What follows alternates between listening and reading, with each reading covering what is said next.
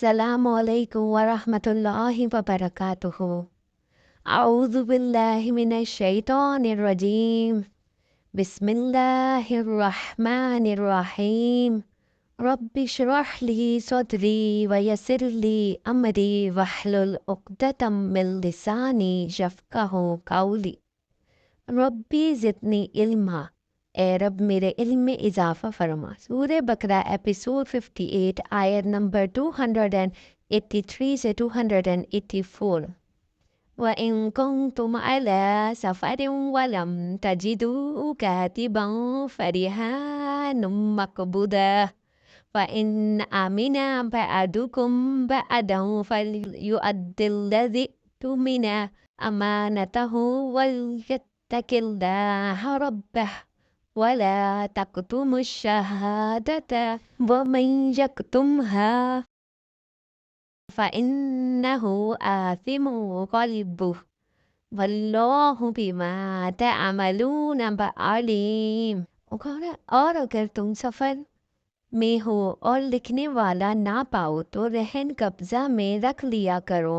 ہاں، اگر آپس میں ایک دوسرے سے مطمئن ہو تو جسے امانت دی گئی ہے وہ اسے ادا کر دے اور اللہ تعالیٰ سے ڈرتا رہے جو اس کا رب ہے، اور گواہی کو نہ چھپاؤ، اور جو اسے چھپا لے وہ گناہ گار دل والا ہے، اور جو کچھ تم کرتے ہو اسے اللہ تعالیٰ خوب جانتا ہے۔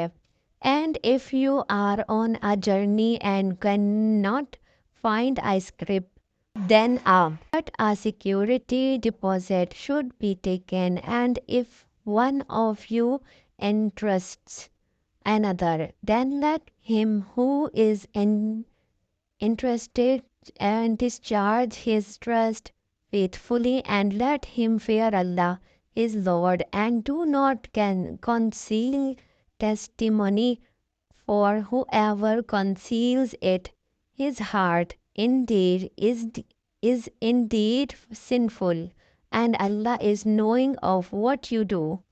لِلَّهِ مَا فِي السَّمَاوَاتِ وَمَا فِي الْأَرْضِ وَإِن تُبْدُوا مَا فِي أَنفُسِكُمْ أَوْ تُخْفُوهُ يُحَاسِبْكُم بِهِ اللَّهُ فَيَغْفِرُ لِمَن يَشَاءُ وَيُعَذِّبُ مَن يَشَاءُ وَاللَّهُ عَلَىٰ كُلِّ شَيْءٍ قَدِيرٌ۔ آسمانوں اور زمین کی ہر چیز اللہ تعالیٰ ہی کی ملکیت ہے۔ تمہارے دلوں میں جو کچھ ہے اسے تم ظاہر کرو یا چھپاؤ، اللہ تعالیٰ اس کا حساب تم سے لے گا، پھر جسے چاہے بخشے، جسے چاہے سزا دے، اور اللہ تعالیٰ ہر چیز پر قادر ہے۔ To Allah belongs whatever is in the heavens and whatever is in the earth. Whether you show what is within yourselves or conceal it, Allah will bring you to account for it. Then He will forgive whom He wills and punish whom He wills, and Allah is over all things competent۔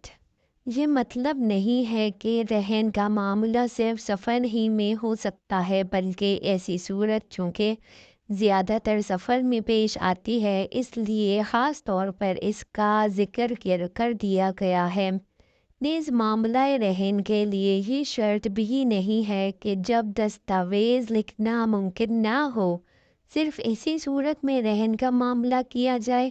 اس کے علاوہ ایک صورت یہ بھی ہو سکتی ہے کہ جب محض دستاویز لکھنے پر کوئی قرض دینے کے لیے آمادہ نہ ہو تو قرض کا طالب اپنی کوئی چیز رہن رکھ کر روپیہ لے لے، لیکن قرآن مجید چونکہ اپنے پیرواؤں کو فیاضی کی تعلیم دینا چاہتا ہے، اور یہ بات بلند اخلاق سے فروتر ہے کہ ایک شخص مال رکھتا ہو اور وہ ایک ضرورت مند آدمی کو اس کی کوئی چیز رہن رکھے بغیر قرض نہ دے۔ اس لیے قرآن نے قصداً इस दूसरी सूरत का ज़िक्र कस्दन दूसरी सूरत का ज़िक्र नहीं किया। इस सिलसिले में ये भी मालूम होना चाहिए कि रहन बिलकब्ज़ का मकसद सिर्फ़ ये है कि कर्ज़ देने वाले को अपने कर्ज़ की वापसी का इत्मीनान हो जाए। इसे अपने दिए हुए माल के मुआवजे में शे मरहूना से फ़ायदा उठाने का हक़ नहीं है। अगर कोई शख्स रहन लिए हुए मकान में खुद रहता है या इसका किराया खाता है तो दरअसल सूद खाता है। कर्ज पर बराहे रास्त सूद लेने और रहन ली हुई चीज़ से फ़ायदा उठाने में असूलन कोई फ़र्क नहीं है। अलबत्ता अगर कोई जानवर रहन लिया गया हो तो इसका दूध इस्तेमाल किया जा सकता है और इससे सवारियों पर बर्दारी की खिदमत ली जा सकती है, क्योंकि ये दरअसल इस चारे का मुआवजा है जो मर्तहन इस जानवर को खिलाता है। शहादत देने से गुरेज करना, शहादत या शहादत में सही वाक़यात के इजहार से परहेज़ करना, दोनों पर शहादत छुपाने का इतलाक़ होता है। ये ख़ात्मा कलाम है, इसलिए जिस तरह सूरत का आगाज़ दीन की बुनियादी तालीमात से किया गया था, इसी तरह सूरत को ख़त्म करते हुए भी इन तमाम असूली अमूर को बयान कर दिया गया है जिन पर दीन इस्लाम की ये असास कायम है। तकाबुल के लिए इस सूरा के पहले रुकू को सामने रख लिया जाए तो ज़्यादा मुफीद है होगा। ये दीन की अव्वलीन बुनियाद है। अल्लाह ताला का मालिक ज़मीन व आसमान होना और इन तमाम चीज़ों का जो आसमान व ज़मीन में है अल्लाह ही की मिल्कियत होना, दरअसल यही वो बुनियादी हकीकत है जिसकी बिना पर इंसान के लिए कोई दूसरा तर्ज अमल इसके सिवा जायज़ और सही नहीं हो सकता कि वो अल्लाह के आगे सर अतात झुका दे।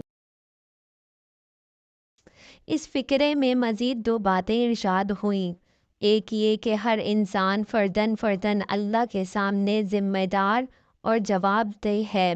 दूसरे ये कि जिस बादशाह ज़मीन व आसमान के सामने इंसान जवाबदेह है वो ग़ैब व शहादत का इल्म रखने वाला है, हत्ता के दिलों के छुपे हुए इरादे और ख़यालात तक इससे पोशीदा नहीं हैं। ये अल्लाह के इख्तियार मुतल्लिक़ का बयान है। इसको किसी कानून ने बांध नहीं रखा है कि इसके मुताबिक अमल करने पर वो मजबूर हो, बल्कि वो मालिक मुख्तार है। सज़ा देने और माफ़ करने की कुल इख्तियारात इसको हासिल है। तो जनाब ये थी हमारी आज की तिलावत और इसकी ट्रांसलेशन और तर्जुमा तफसीर। अगर आपको मेरी वीडियो पसंद आए तो इसको लाइक करें, शेयर करें और सब्सक्राइब करें और बेल आइकन को प्रेस ज़रूर कीजिए ताकि नई से नई वीडियोस आपको आपके पेज पे मिलती रहे। अगर में से सबक के अंदर कोई गलती, कोई ज़बर ज़ेर पेश की हो गई हो तो उसके लिए माज़रत ख्वाह हूँ। सबसे पहले अल्लाह ताला से माफ़ी चाहती हूँ। अल्लाह ताला मुझे माफ़ करे और मुझे इसको सही करने की तौफ़ीक अता फ़रमाए।